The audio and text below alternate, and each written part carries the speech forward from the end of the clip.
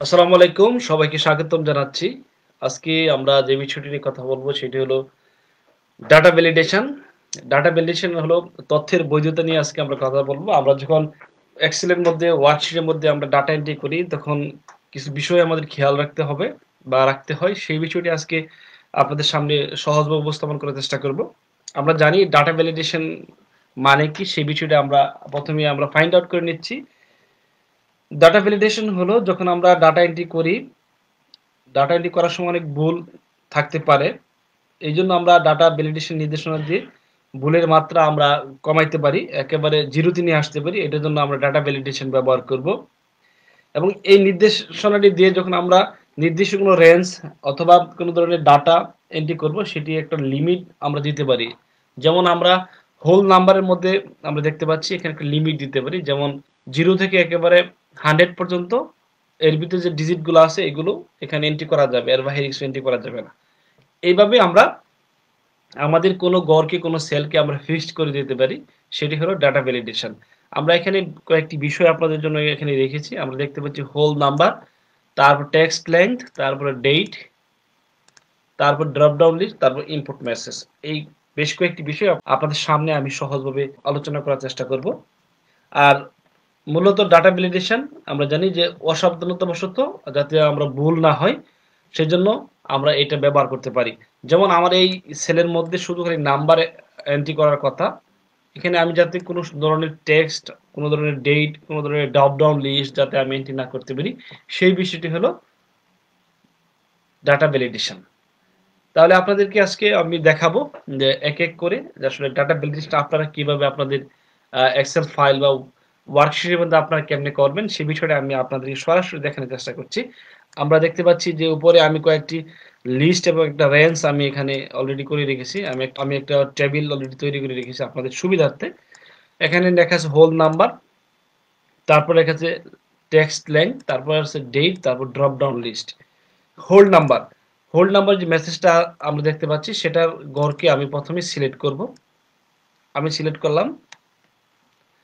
Select করার পর আমরা জানি যে ডাটা থেকে আমরা এখন চলে যাব ডাটা ভ্যালিডেশনের মধ্যে। আমরা এখানে ক্লিক দেব। ক্লিক দেওয়ার সাথে সাথে এরকম একটা মেসেজ আসবে। এখানে আমরা দেখতে পাচ্ছি এরকম একটা মেসেজ চলে আসছে। এখানে লেখা আছে যে অ্যালাউর মধ্যে এনি ভ্যালু। আমরা এই ঘরের মধ্যে এখনো পর্যন্ত যে কোনো ধরনের ভ্যালু আমরা লিখতে পারবো, আমরা টেক্সট লিখতে পারবো, যে কোনো ধরনের নাম্বার লিখতে পারবো, যত কিছু তত লিখতে পারবো। কিন্তু এখন আমরা এটার মধ্যে একটা ফিক্সড একটা ক্রাইটেরিয়া দিয়ে দিচ্ছি। যেমন আমরা এখান থেকে যদি হোল নাম্বার আমরা সিলেক্ট করি তাহলে দেখবো যে দুইটা এখানে লিস্ট চলে আসছে, ড্রপ ডাউন লিস্ট এখানে দেখতে পাচ্ছি মিনিমাম এন্ড ম্যাক্সিমাম। এখানে মিনিমাম একটা নাম্বার দিতে হবে, যেমন আমি এখানে 0 দিলাম, 0 থেকে শুরু হবে, অথবা 1 থেকে শুরু হবে, 1 থেকে আমি এখানে দিলাম 100, 100। এর ভিতরে যত অঙ্কগুলো আছে সেই অঙ্কগুলো আমরা লিখতে পারবো, এর বাহিরে অন্য কোনো অঙ্ক এগুলো লিখতে পারবো না। এটার জন্যই হলো ডাটা ভ্যালিডেশন। আমি এখান থেকে ওকে করলাম। ওকে করার পর আমি এখন ডাটা এন্ট্রি করব। যেমন আমি এখানে লিখলাম 1, তারপর লিখলাম 2, তারপর লিখলাম 3, তারপর লিখলাম এখানে লিখলাম 100। ঠিক আছে, যখন আমরা এরকম লিখবো 101 যখন লিখবো তখন আমরা দেখবো যে এখানে একটা মেসেজ দিচ্ছে যে এটা এখানে এন্ট্রি করা যাবে না, প্লিজ চেঞ্জ ইউর ইনফরমেশন। এটা এখানে কি করা যাবে না, এই তথ্যগুলো এখানে টাইপ করা যাবে না, এই ধরনের একটা মেসেজ দিচ্ছে। সো আমরা এইখানে শুধু 1 থেকে 100 পর্যন্ত আমরা যে কোনো ধরনের আমরা যে নাম্বারগুলো আছে সেটা আমরা এন্ট্রি করতে পারবো। যেমন আমরা যখন 100 এর বাইরে চলে যাব তখনই এই ধরনের একটা মেসেজ চলে আসবে, আমরা চাইলেও এখানে এন্ট্রি করতে পারবো না। তাহলে আমরা এইভাবে নাম্বারগুলো আমরা যে কোনো ঘরের যে কোনো সেলে বা যে কোনো টেবিলের মধ্যে আমরা এবারে ফিক্সড করে নিতে পারি। যখন আমরা ডাটা এন্ট্রি করি তখন আমাদের এই বিষয়টি আমাদের খেয়াল রাখতে হয়। যখন আমরা টাইপ করি তখন এটা আমাদের অসাবধানতাবশত আমরা অনেক সময় অনেকেই এক ঘরে জায়গায় আরেক ঘরে যখন আমরা লিখি তখন বিষয়টি চলে আসে। এই জন্য আমরা এখান থেকে এই হোল নাম্বার বিষয়টা আমরা ফিক্সড এখান থেকে করে নিতে পারি। তাহলে আমরা দেখলাম হোল্ড নাম্বার। হোল্ড নাম্বার আপনারা কিভাবে করবেন আবার আমি আপনাদের দেখানোর চেষ্টা করছি। আমি আবার কি করলাম, এটাকে সিলেক্ট করলাম। সিলেক্ট করার পর আমরা কোথায় যাব, ডাটা ভ্যালিডেশনে। আমরা দেখতে পাবো এখানে হোল নাম্বারের মধ্যে ভ্যালু কত দেওয়া আছে, মিনিমাম এবং ম্যাক্সিমাম। আমি আবার এখানে যদি আমি 200 দেই, আবার এখানে যদি 300 দেই, 300, তো দেখবো যে 200 এবং 300 এর যে ভিতরে যে সংখ্যাগুলো আছে সেই সংখ্যাগুলো আমরা এখানে লিখতে পাচ্ছি। দেখেন 200 সরি 201 লেখা যাবে। তারপর এখানে যদি আমি 301 যখন লিখবো তখন এই ধরনের একটা মেসেজ চলে আসবে। আমি আমার এই রেঞ্জগুলোর মধ্যে একটা রেঞ্জ দেওয়া আছে, সেটা 200 থেকে 300 পর্যন্ত যে সংখ্যাগুলো আছে, যে অঙ্কগুলো আছে সেই অঙ্কগুলো এইগুলো লিখতে পারবো। এর বাহিরে কোনো ধরনের অঙ্ক লিখতে পারবো না। এই মেসেজটাই আমি এই যে দেখতে পাচ্ছি যে আমাদের যে ভ্যালিডেশনের মধ্যে আমরা ডাটা ভ্যালিডেশন এটা সিলেক্ট করে দিয়েছি, মিনিমাম এবং ম্যাক্সিমাম সংখ্যার মধ্যে এটা সিলেক্ট করে দিয়েছি। এখান থেকে যাই দিবেন না কেন সেটা এখানে সাপোর্ট করবে। এটা ছিল আমাদের সংখ্যার ক্ষেত্রে। এখন আমরা চলে আসবো টেক্সট লেংথ। আমরা যখন বিভিন্ন সময় আমাদের এই এক্সেল সেলে আমরা বিভিন্ন সময় আমাদের টেক্সটকে আমরা লিখি, যেমন আমরা বিভিন্ন লেটার দিয়ে আমরা টেক্সট লিখি। এখন এই ঘরের মধ্যে কতগুলো লেটার থাকবে তবে এরকম একটা মেসেজ আমরা দিয়ে দিতে পারি। যেমন আমরা এখানে সিলেক্ট করলাম, সিলেক্ট করার পর আমরা আবার যাবো কোথায়, ডাটা ভ্যালিডেশনে চলে যাব। ডাটা ভ্যালিডেশনে যাওয়ার পরে আমরা এই ধরনের একটা মেসেজ আসবে, তারপর এনি ভ্যালু থাকলে যে কোনো ধরনের ভ্যালু এখানে টাইপ করা যাবে। আমরা এখান থেকে ফিক্সড করে দিচ্ছি, আমরা এখানে দিয়ে দিচ্ছি টেক্সট লেংথ। এই যে এখানে আমার যে ওয়ার্ডটা আছে এটা, এই ওয়ার্ডটা পুরো লেটার থাকবে এটার মধ্যে। তাহলে এখানে আমি দেখতে পারি যে 5 to 10 আমরা দিয়ে দিতে পারি। 5 অক্ষর দিয়ে শুরু হবে এবং সর্বোচ্চ 10 অক্ষর দিয়ে শেষ হবে। এর কম বেশি হলে এই ঘরে কোন ধরনের কি করবে না, কোন ধরনের তথ্য নিবে না এবং মেসেজ দিবে আমাদেরকে। যেমন আমি এখানে লিখি 5 লিখলাম, এবার দেখি 5 সরি আমরা সংখ্যা লিখতে পারবো না, এখানে কি লিখতে হবে, এখানে লিখতে হবে লেটার, যেমন A B C D E আমরা লিখলাম, তারপর লিখলাম F G H I J আরেকটা লিখলাম। এখন দেখতে পাচ্ছি যে আমরা এখানে আছে 5টা, তারপর এখানে আছে 5টা। এখন আমি যখন এই ওয়ার্ডগুলা যখন আমার 5 লেটারের বেশি হবে বা কম হবে তখনই এখানে একটা মেসেজ, যেমন আমি এখানে লিখলাম, দেখতে পাচ্ছি যে প্লিজ চেঞ্জ ইউর ইনফরমেশন। এখানে যে কমান্ড দেওয়া ছিল সেই কমান্ড এখান থেকে নিতেছে না, যার ফলে এখানে মেসেজ দেখাচ্ছে। আবার ঠিক একইভাবে আমি যদি এখানে 10টার উপরে যখন আমি লেটার লিখবো, এখানে যখন আমি লিখবো তখনও দেখবো এরকম একটা মেসেজ দিচ্ছে। সো 5-এর কম এবং 10-এর বেশি কোনো ধরনের লেটার এই গড়ে লেখা যাবে না। এটার জন্য আমরা একটা ফিক্সড ক্রাইটেরিয়া দিয়েছি। আমরা এটা আবার চেঞ্জও করতে পারি। আমরা সিলেক্ট করে আবার কোথায় যাবো, ডাটা ভ্যালিডেশন চলে যাব। এখান থেকে ডাটা ভ্যালিডেশন, এই যে এখান থেকে আমার নাম্বার যদি আমরা এখান থেকে 3 থেকে আমরা শুরু করি 10 যদি দিই, তাহলে আবার আমরা দেখবো যে এখানে 3টা সংখ্যা নিচ্ছে।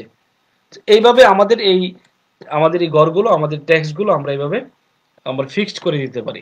তারপর রয়েছে আমরা ডেট। আমরা জানি যে আমরা অনেক সময় যে ডেটের করে আমরা অনেক সময় টেক্সট লিখতে চাই, অনেক ধরনের নাম্বার লিখতে চাই, সেটা আমরা যাতে না লিখতে পারি আমাদের ডাটা এন্ট্রি করার সময়, এটার জন্য আমরা এখান থেকে সিলেক্ট করে নিব। সিলেক্ট করে নেওয়ার পর আমরা ঠিক আগের মতোই ডাটা ভ্যালিডেশনে চলে যাব। ডাটা ভ্যালিডেশন থেকে আমরা এখান থেকে এই এনি ভ্যালু যখন থাকবে তখনই বুঝবো যে কোনো ধরনের ভ্যালু বা যে কোনো ধরনের নাম্বার টেক্সট এখানে আমরা টাইপ করতে পারবো। যখন এটা চেঞ্জ হয়ে যাবে, এখন আমরা দিয়ে দেবো এখান থেকে ডেট সিলেক্ট করলে একটা ডেট এখানে দিতে হবে। যেমন আমি এখানে দিতে পারি 1/1/2018 থেকে এন্ডিং ডেট হলো 1/1/2019। এর ভিতরে যে ডেটগুলো আছে সেই ডেটগুলো আমরা এই করে লিখতে পারবো। এর নিচে এবং এর উপরে যত ডেট আছে এই ডেটগুলো আমরা লিখতে পারবো না। আমরা ফিক্সড ওকে করলাম, আমরা লিখতে পাচ্ছি এখানে 1/1/2018 আমরা এখানে লিখলাম 1/1/2019। আমরা যখন এর বাহিরে লিখতে যাব 1/1/2020 তখনই দেখবো একটা মেসেজ চলে আসছে। এর বাইরে কোনো ডেট এখানে লেখা যাবে না। অবশ্যই 2018 থেকে 19 পর্যন্ত যত ডেট সংখ্যাগুলো আছে সেগুলো লেখা যাবে, এর বাইরে কোনো সংখ্যা লেখা যাবে না। এটা এখানে মেসেজ দিয়ে দিচ্ছে। আমরা এটাও এখানে ফিক্স করে নিতে পারি। এটা আমরা এখান থেকে দেখলাম। তারপরে এখানে রয়েছে আমরা দেখতে পাচ্ছি যে ড্রপ ডাউন লিস্ট। আমরা অনেক সময় দেখি এক্সেলের বিভিন্ন ফাইল এবং বিভিন্ন ধরনের ওয়ার্কশিটের মধ্যে ড্রপ ডাউন লিস্ট আমরা করতে পারি এবং করা থাকে, সেটা কেমনে করে আমরা দেখার চেষ্টা করছি। আমরা প্রথমেই এই আমরা কলামকে আমরা সিলেক্ট করলাম, সিলেক্ট করার পর আমরা চলে যাব কোথায়, ডাটা ভ্যালিডেশনে। এখান থেকে আমরা আবারও দেখতে পাচ্ছি এনি ভ্যালু দেওয়া আছে, এখানে যে কোনো ধরনের ভ্যালু আমরা চাইলে আমরা টাইপ করতে পারবো। এখান থেকে আমরা লিস্ট দিয়ে দেবো, লিস্ট দিয়ে দেবো, এখানে একটা সোর্স আসবে, যেমন লিস্টের মধ্যে কি কি থাকবে আমি যেমন লিখতে পারি এখানে বাংলাদেশ,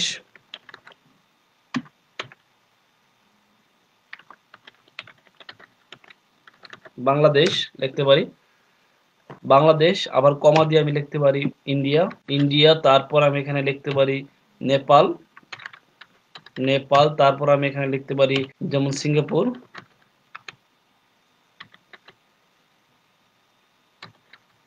সিঙ্গাপুর, তারপর আমি এখানে লিখতে পারি শ্রীলঙ্কা,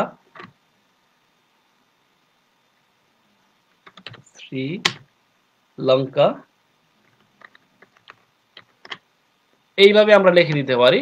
লিখে দিয়ে আমরা যদি ওকে করি তাহলে দেখবো এই যে দেখতে পাচ্ছি একটা অ্যারো চিহ্ন এখানে চলে এসেছে। আমরা যখন এইখানে ক্লিক দেবো তখন দেখবো আমি যেখানে টাইপ করছি সবগুলো এখানে চলে এসেছে। আমি এখান থেকে বাংলাদেশ সিলেক্ট করতে পারি, দ্বিতীয় করে আমি এখানে ইন্ডিয়া সিলেক্ট করতে পারি, তৃতীয় করে আমি এখানে নেপাল সিলেক্ট করতে পারি, এই ঘরে আমরা আবার সিঙ্গাপুর সিলেক্ট করতে পারি, আবার এই ঘরে আমরা আবার শ্রীলঙ্কা সিলেক্ট করতে পারি। এইভাবে আমরা ড্রপ ডাউন মেনু আমরা এখানে তৈরি করতে পারি। কিন্তু আপনি একটি বিষয় লক্ষ্য করবেন, যখন আমরা রেঞ্জ যে যতটুকু সিলেক্ট করেছিলাম এর বাইরে কোনো ধরনের আপনি ড্রপ ডাউন মেনু আপনি দেখতে পারবেন। দেখেন নিচে চলে আসছে, এখানে কোনো ধরনের ড্রপ ডাউন মেনু নেই। আমরা যতটুকু সিলেক্ট করেছিলাম ততটুকুই ড্রপ ডাউন মেনু চলে এসেছে। আমরা এইভাবে যে কোনো ধরনের ড্রপ ডাউন মেনু আমরা এক্সেলের মধ্যে আমরা তৈরি করতে পারি।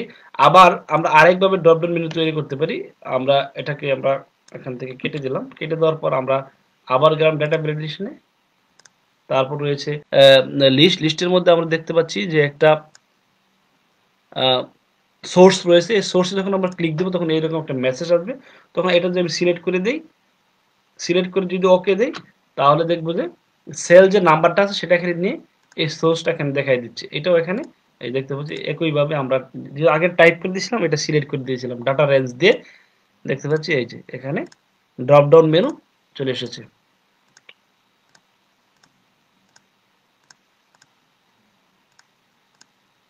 ড্রপ ডাউন মেনু চলে এসেছে।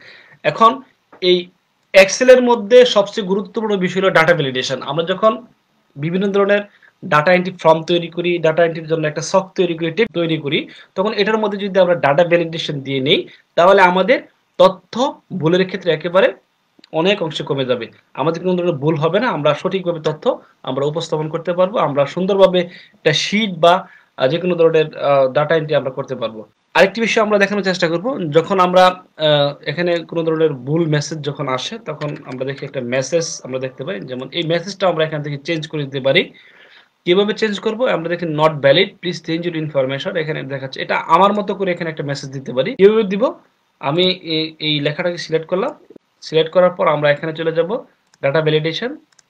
আমরা দেখতে পাচ্ছি যে এরর অ্যালার্ট, এইখানে আমরা দেখছি নট ভ্যালিড লেখা, আমরা এখানে যদি লিখি স্টপ, স্টপ, আমরা এরকম যদি একটা লিখি তখন আমরা যদি এন্টার দিই তখন দেখবো যে এই মেসেজ এখানে চলে আসছে। যেমন আমি এখানে লিখতে পারি স্টপ, প্লিজ চেঞ্জ। আমরা চাইলে এইরকম ভাবে আমাদের নির্দিষ্ট করে আমরা এই মেসেজ ইনপুট করতে পারি এই এক্সেলের এই ডাটা ভ্যালিডেশনের মধ্যে। তো এই ছিল আজকের আমাদের মোটামুটি ক্লাস। আশা রাখছি আপনারা এই ক্লাস থেকে আপনারা এই বিষয়গুলো বোঝার চেষ্টা করবেন। আমরা আজকে এখানে শেষ করছি। ধন্যবাদ সবাইকে।